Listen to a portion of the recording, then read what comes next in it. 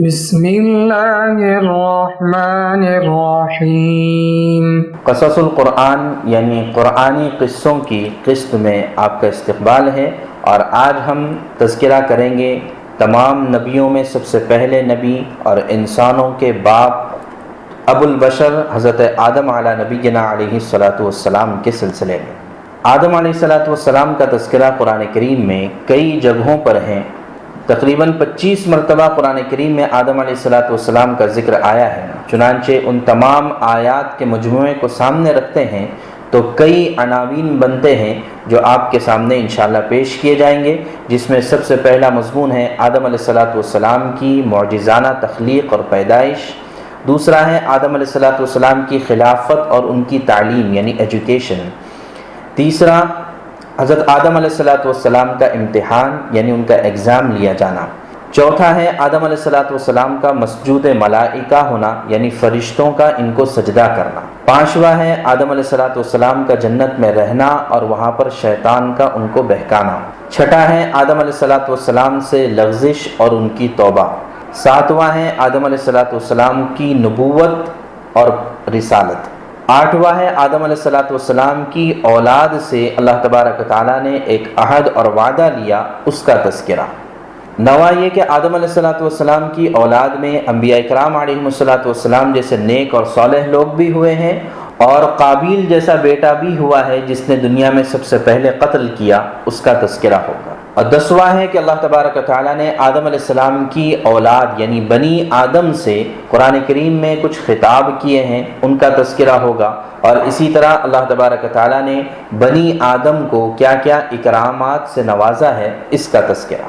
اور اخیر میں آدم علیہ الصلاۃ والسلام کی اولاد کی شیطان کے ساتھ دشمنی، اس کا تذکرہ ہم آپ کے سامنے کریں گے۔ آدم علیہ الصلاۃ والسلام کا قرآن کریم میں 25 مرتبہ تذکرہ آیا ہے۔ جن صورتوں میں اور جن آیتوں میں اور جتنی مرتبہ تذکرہ آیا ہے، اس کو آپ کے اسکرین پر دکھایا جا رہا ہے۔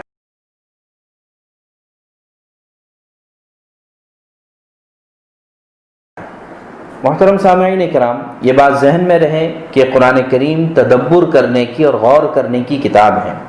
چنانچہ 25 مرتبہ آدم علیہ الصلاۃ والسلام کا ذکر قرآن کریم میں آیا ہے، لیکن اگر آپ غور کریں گے تو اس میں ایک عجیب ترتیب ہمیں پتہ چلتی ہے۔ چنانچہ 5 آیات ایسی ہیں کہ جن میں فرشتوں کو آدم علیہ الصلاۃ والسلام کو سجدہ کرنے کے لیے کہا جا رہا ہے۔ وہ 5 آیتیں یہ ہیں۔ ان آیتوں میں آپ غور کر سکتے ہیں کہ ہر آیت میں ہے اسجدوا لآدم، کہ آدم کو سجدہ کرو۔ آگے پہ تذکرہ ہے کہ ابلیس نے، شیطان نے سجدہ کرنے سے انکار کیا۔ اس کے بعد 5 آیات ایسی ہیں جن میں آدم علیہ الصلاۃ والسلام کو خطاب کیا گیا ہے اور ان کو کہا گیا ہے یا آدم۔ چنانچہ وہ 5 آیات یہ ہیں۔ اس کے بعد 5 آیات وہ ہیں کہ جن میں آدم علیہ الصلاۃ والسلام کا ذکر کیا گیا ہے، ان کی تعلیم کا ذکر، ان کے توبہ کا ذکر وغیرہ وغیرہ۔ تو یہ 5 آیتیں یہ ہیں۔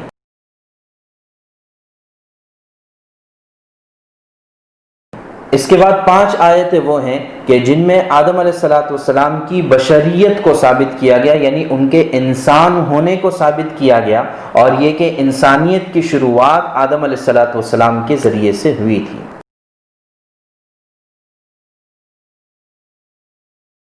اس کے بعد 5 آیتیں وہ ہیں جن میں بنی آدم کا تذکرہ ہے، یعنی آپ ان آیات میں غور کر سکتے ہیں کہ اللہ تبارک و تعالیٰ ہر آیت میں فرما رہے ہیں یا بنی آدم، اے آدم کی اولاد، اور پھر ان کو الگ الگ خاص قسم کے احکامات دیے گئے ہیں۔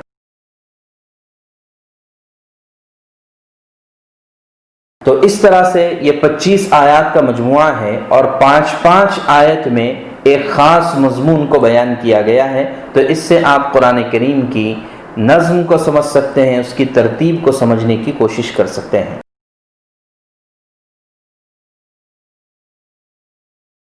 اب آئیے ہم اس بات کا تذکرہ کرتے ہیں کہ قرآن کریم نے آدم علیہ الصلاۃ والسلام کی معجزانہ تخلیق کو کئی جگہوں پر بیان کیا ہے۔ یعنی دنیا کا عام دستور یہ ہے کہ انسان ماں باپ کے ذریعے سے پیدا ہوتا ہے، لیکن اللہ تبارک و تعالیٰ نے آدم علیہ الصلاۃ والسلام کو بغیر ماں باپ کے پیدا کیا، اور ایک اور شخصیت حضرت عیسیٰ علیہ نبینا علیہ السلام کو بغیر باپ کے پیدا کیا، تو ظاہر ہے کہ یہ اللہ تبارک و تعالیٰ کی قدرت کاملہ کا مظہر ہے کہ اللہ تعالیٰ بغیر باپ کے بھی پیدائش پر قادر ہے اور بغیر ماں باپ کے بھی آدم علیہ السلام کو پیدا فرمایا ہے۔ قرآن کریم میں غور کرنے سے ہمیں پتہ چلتا ہے کہ اللہ تبارک و تعالیٰ نے اس بات کا پورا تذکرہ کیا ہے کہ انسان کی تخلیق اور پیدائش کیسے ہوئی، اور آدم علیہ السلام جو سب سے پہلے انسان ہیں ان کی تخلیق اور پیدائش کیسے ہوئی۔ چنانچہ قرآن کریم میں ہمیں یہ ملتا ہے کہ انسان کی پیدائش مٹی سے اور پانی سے ہوئی ہے۔ چنانچہ قرآن کریم کی تقریباً 5 آیات ہیں کہ جن میں اللہ تبارک و تعالیٰ نے اس بات کا تذکرہ فرمایا، اور عربی زبان میں مٹی کو تراب کہا جاتا ہے، مطلق کسی بھی طرح کی مٹی کو تراب کہا جاتا ہے۔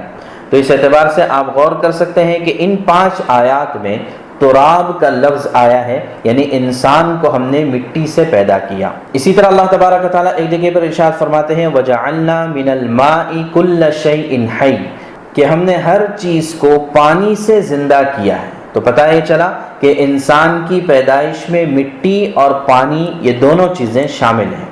اب آئیے قرآن کریم میں غور کرتے ہیں کہ کیا واقعتاً آدم علیہ السلام کی پیدائش مٹی سے ہوئی ہے اور پانی سے ہوئی ہے؟ تو اگر ہم غور کریں تو قرآن کریم میں ایک لفظ آتا ہے لفظ طین، جیسے اللہ تبارک و تعالیٰ نے فرمایا کہ وَخَلَقْتَهُ مِن طِين وَبَدَأَ خَلْقَ الْإِنسَانِ مِن طِين وَإِذْ قَالَ رَبُّكَ لِلْمَلَائِكَةِ إِنِّي خَالِقٌ بَشَرًا مِن طِين، کہ اللہ تبارک و تعالیٰ فرشتوں سے فرما رہے ہیں کہ میں انسان کو طین سے پیدا کرنے والا ہوں۔ تو یہ طین کا لفظ علماء لکھتے ہیں، طین کہتے ہیں اس مٹی کو کہ جس میں پانی ملایا ہوا ہو، یعنی جس سے کوئی چیز بنائی جا سکتی ہے، جسے انگریزی میں کلے کہا جاتا ہے۔ چنانچہ ایک جگہ پر اللہ تبارک تعالیٰ فرماتے ہیں کہ وَلَقَدْ خَلَقْنَا الْإِنسَانَ مِن سُلَالَةٍ مِّن طِين، کہ ہم نے انسان کو چنی ہوئی مٹی سے پیدا کیا ہے۔ اور ایک جگہ پر اللہ تبارک تعالیٰ فرماتے ہیں کہ إِنَّا خَلَقْنَاهُم مِّن طِينٍ لَازِبٍ، کہ ہم نے انسان کو چکنی مٹی سے پیدا کیا ہے۔ لازب کہتے ہیں ایسی مٹی جو ہاتھ کو چپک جائے، چنانچہ اگر کلے ہے یا ایسی مٹی جس میں پانی ملا ہوا ہے، جسے کیچڑ بھی کہا جا سکتا ہے، کہ یہ ہاتھ کو لگ جاتا ہے۔ پھر آگے چل کر اللہ تبارک تعالیٰ نے ایک اور بات ارشاد فرمائی کہ انی خالق بشرا من صلصال من حمأ مسنون، یہاں پر لفظ آیا ہے حمأ مسنون کا۔ تو حمأ مسنون کا مطلب ہے ایسی مٹی جس کو آگ نے نہ چھوا ہو، بالکل کچی مٹی ہے جس میں پانی ملا ہوا ہے، اس کو حمأ مسنون کہا جاتا ہے۔ اور پھر ایک جگہ پر اللہ تبارک و تعالیٰ ارشاد فرماتے ہیں کہ خلق الانسان من صلصال کالفخار، کہ ہم نے انسان کو ٹھیکرے کی طرح کھنکھناتی مٹی سے پیدا کیا، یعنی ایسی مٹی کہ جس کو آگ میں تپایا گیا ہو۔ ان تمام آیات کے مجموعے سے اندازہ ہوتا ہے کہ انسان کو مٹی سے بنایا گیا اور اس کے ساتھ پانی کی آمیزش کی گئی، اور پہلے مٹی اور پانی کو ملایا گیا جس کی وجہ سے وہ طین کہلایا۔ پھر اس کے بعد اس کو ایک شکل دے دی گئی، جیسے کلے سے اور مٹی سے کسی چیز کو شکل دے دی جاتی ہے، اور پھر اس کے بعد اس کو آگ میں تپایا جاتا ہے تاکہ وہ اس شکل میں مضبوط ہو جائے اور خوبصورت نظر آ جائے۔ سب سے پہلے انسان کی تخلیق کا قرآن نے مرحلہ وار یہ طریقہ بتایا ہے۔ اس کے بعد پھر آدم علیہ السلام کی نسل سے اللہ تبارک و تعالیٰ نے پوری انسانیت کو پیدا فرمایا، اور سائنسداں بھی اس نتیجے کو پہنچے ہیں کہ ایسی مٹی جو آگ میں بہت زیادہ تپی ہوئی ہو، جیسے کہ آتش فشاں یا لاوا سے نکلی ہوئی جو مٹی ہوتی ہے، اس کے اندر زندگی کے سیلز اور خلیات بہت زیادہ پائے جاتے ہیں۔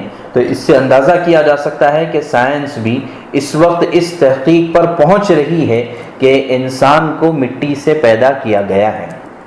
تو یہ ہے آدم علیہ السلام کی پیدائش کا تذکرہ قرآن کریم میں۔ البتہ اس کے آگے انسانی نسل جو چلتی ہے وہ مرحلہ وار چلتی ہے۔ اس کو بھی قرآن نے بیان کیا ہے کہ 7 مرحلوں میں انسان کی پیدائش ہوتی ہے۔ چنانچہ انسان کی پیدائش کو لے کر قرآن کریم نے بڑی تفصیل کے ساتھ آیات کو نازل فرمایا ہے کہ وَلَقَدْ خَلَقْنَا الْإِنسَانَ مِن سُلَالَةٍ مِّن طِين، فرمایا کہ مٹی سے ہم نے انسان کو پیدا کیا۔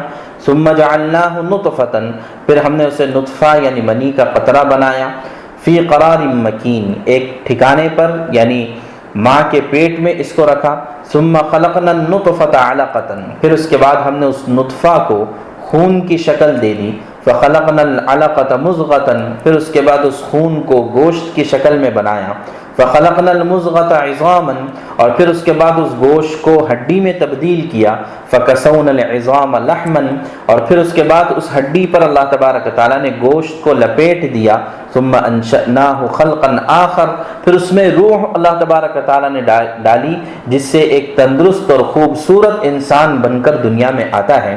تو ان 7 مرحلوں میں اب انسان کی پیدائش ہوتی ہے، اور عجیب بات یہ ہے کہ انسان کے پیدا کیے جانے کا تذکرہ بھی اللہ تبارک تعالیٰ نے قرآن کریم میں 7 مرتبہ کیا ہے، اور یہ آیات ہے جن میں انسان کی پیدائش کا تذکرہ ہے، اور ایسی کل 7 آیات ہی ہیں۔ تو آپ اندازہ کر سکتے ہیں کہ قرآن کریم کتنا مرتب انداز میں نازل ہوا ہے۔ اگر آپ اسی پر غور کریں گے آپ کے ایمان میں اضافہ ہوگا اور ایمان تازہ ہو جائے گا۔ تو خلاصہ یہ کہ اللہ تبارک و تعالیٰ نے حضرت انسان کو پیدا کیا، سب سے پہلے حضرت آدم علیہ السلام کی شکل میں، ان کو مٹی اور پانی سے اللہ تبارک و تعالیٰ نے پیدا فرمایا ہے، اور یہ قرآن کریم نے بڑی تفصیل کے ساتھ اپنے اندر اس کو بیان کیا۔ اسی سے جو دنیا میں اس وقت رائج ہے، جس پر بہت سے لوگ یقین کرتے ہیں، نظریہ ارتقاء یا تھیوری آف ایولیوشن، اس سے اس کا خود بخود رد ہو جاتا ہے، اس لیے کہ قرآن سے زیادہ سچی اور اچھی کتاب کوئی ہو نہیں سکتی ہے۔ محترم ناظرین اکرام، امید ہے کہ آپ کو یہ ویڈیو پسند آیا ہوگا۔ اگر آپ کو یہ ویڈیو پسند آیا ہے تو آپ اس کو ضرور آگے شیئر کیجئے، اس لیے کہ علم کی بات کو آگے شیئر کرنا صدقہ جاریہ ہے۔ لیکن یہ یاد رکھیں کہ انٹرنیٹ کا صحیح استعمال کرنا بھی ہماری ذمہ داری ہے، ورنہ کہیں ہم انٹرنیٹ کے ذریعے سے کسی غلط راستے پر نہ پڑ جائے۔ امید ہے کہ آپ اس کو یاد رکھیں گے۔